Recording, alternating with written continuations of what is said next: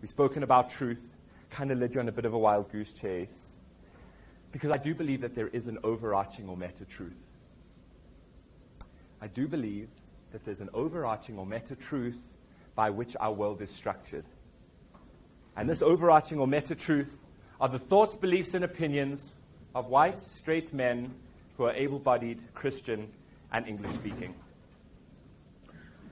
So I do believe that there's this overarching or meta truth by which our world is structured.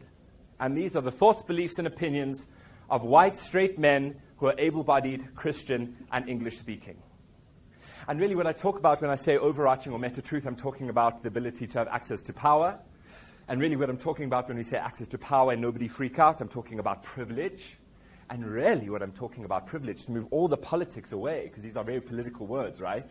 All I'm talking about is having your voice legitimized automatically. That's it. So, for all of these that you plug into, you're going to automatically have your voice legitimized within a space. For all of these that you don't plug into, you're going to find yourself working extra hard to have your voice legitimized within a space. Is this something that people can connect with? Now, why do I put this slide up?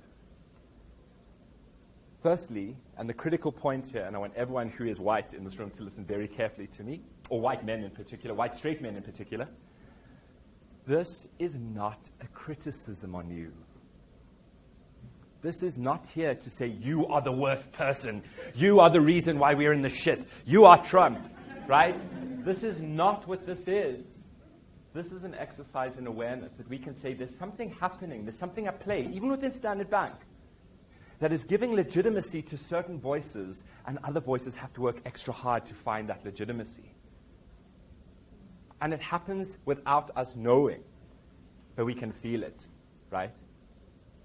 What are some of our thoughts on this? Because I really, and if there are any white straight men who want to kind of say how they're feeling, please do, because I want you to know that this is not an attack on you. Oh, great, another conversation about how white people are the worst. No, this is not what that is.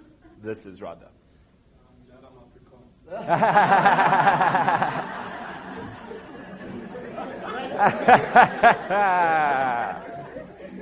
I'm glad that we can still have a sense of humor about these things. It's important. So I guess this is not only about white men.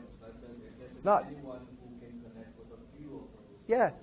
Yeah, but also, I mean, there's so many other things that we're going to say here. What about CIB and non-CIB, right? What about Rosebank and Sour Streets or Pixley Street? There's so many things. So, for example, let's do the Rosebank Pixley, because it's here. If we plug into Rosebank, you're like, oh, Rosebank. Oh, you work in Rosebank. Cool, cool, cool. Your voice is automatic.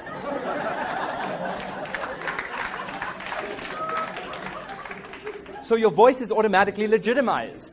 It's like, oh, well, you must know something. You know, you must be this. Great. So now take that example, that realness of it, and understand that it exists for all of these things and more. So if you've ever felt like you don't plug into the Rosebank one, and you felt that sense of like a little bit exclusion, imagine what it's like for people who don't plug into many of these things. It compounds. What are some of our thoughts around this? It's very hot in this room. Okay? That's bad for speaking because people get sleepy. And that means I have to work much harder to keep you awake. So if we can get this a little bit cool, that'd be great. What are some of our thoughts? Is this rubbish? Is this something you can identify with? Is this controversial? Are you feeling attacked? Hey? Does no one want to say anything? Because if you seem like you're in support of this, then you are a radical. Yeah. Yeah. No one? Yeah.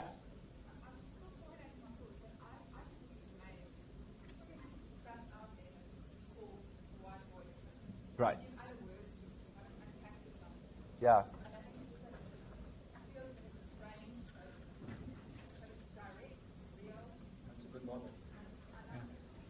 But we can, and just listen carefully, everyone, we can understand how when we start criticizing the white boys club, what that would bring up for somebody who is a white boy within the space, can we? Even though, again, this is we're putting into practice for you, how we can put this into practice. And how can we now put this into practice and say, sure, for a white young man, straight man with an R&B, and everyone's saying, boys club, this boy, and you kind of feeling there, can you imagine how attacked and isolated you must feel? Right? For this person, even though you're looking at him and saying, why are you freaking out? You're going to be good. But he's saying, I feel really attacked. How do we, this is like, these are the moments when we have to sit and say, all right, and that's why I said this is not an attack. This is just an exercise in awareness. What else?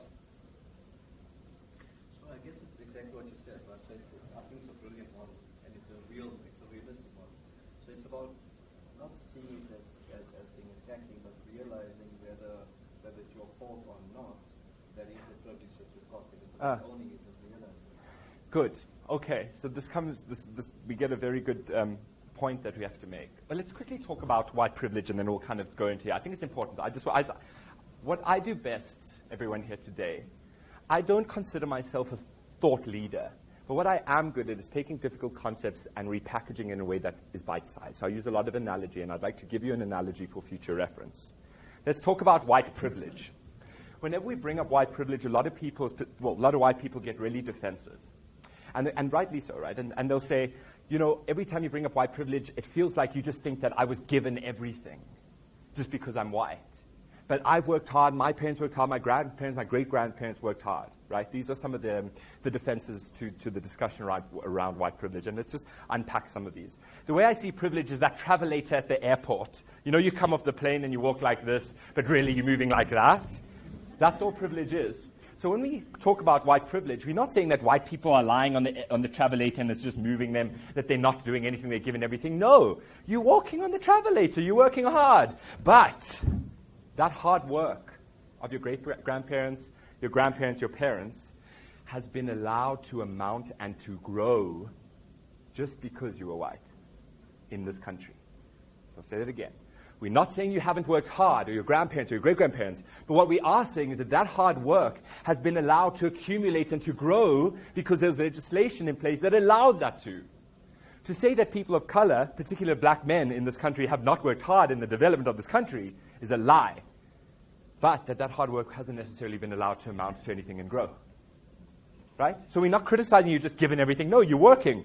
But it's been allowed to accumulate and grow, allowing the experience to be a lot quicker. All right? So I'm on the travelator, walking like this, but I'm moving like this. What does somebody have to do who's next to me, who's not on the travelator, to keep up with me? Run. Who can identify with the experience of having to run in Standard Bank, working like you're feeling much harder, working much harder than a lot of people? Right. And it's not to say that white men don't feel like they're working hard. Remember, no, we're not saying that. We're not saying white people are just sitting there and just getting promotions and they're not putting in the long hours. No. But the experience of being in a space where you have to work to have your voice legitimized is emotionally taxing. More so than for me within the space, who has my voice automatically legitimized. So to answer the question here, the idea of, so what do we do? Because a lot of people say, well, Roy, do I feel white guilt now? Or do I feel the straight guilt or male guilt? You know, what am I supposed to do? I can't give up my land, even though that maybe we'll get to that point. Like, what do I do? Give up my land? It's like, yeah, I mean, I can't give up my masculinity. I can't give up my straightness. So what must I do? And and to answer your question, this is what we ask. Or this is what I think we should do. It's not about giving up your privilege. You can't give up your privilege. But what it is about is how can we repurpose it? How do you recognize that this is at play and create space where voices that you know are excluded automatically have an opportunity to speak out? That, for me, is repurposing privilege. That's the critical point that we need to start doing. Not to give up, right? Not to give up your privilege, but to say, all right, this is the position I hold. How can I repurpose it so I can bring more people into the table and that they can speak up? For me, that makes sense.